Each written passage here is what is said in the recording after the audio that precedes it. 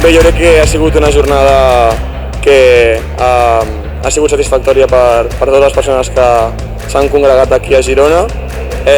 Crec que tots sortim molt contents del nivell que s'ha vist de vòlei i de l'ambient que s'ha viscut, i res, agrair a l'organització l'esforç que han fet per muntar tot això amb la situació pandèmica. La veritat és que molt bé, molt sorprès, no? I content pel nivell que hi havia, que al final aquí veníem a competir i hi havia un nivell bo.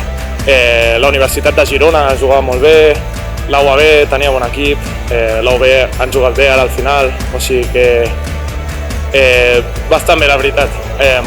I nosaltres evidentment també hem guanyat, o sigui que podem dir que hi havia un bon nivell, està clar. La UPC portava bastants anys arribant a la final i no aconseguim guanyar, i aquest any s'ha format un equip amb molt bons jugadors i hem aconseguit guanyar, i jo crec que tots estem molt contents tant d'haver aconseguit aquest objectiu com del joc que hem donat i com s'ha portat l'equip, així que molt satisfets tots i molt contents.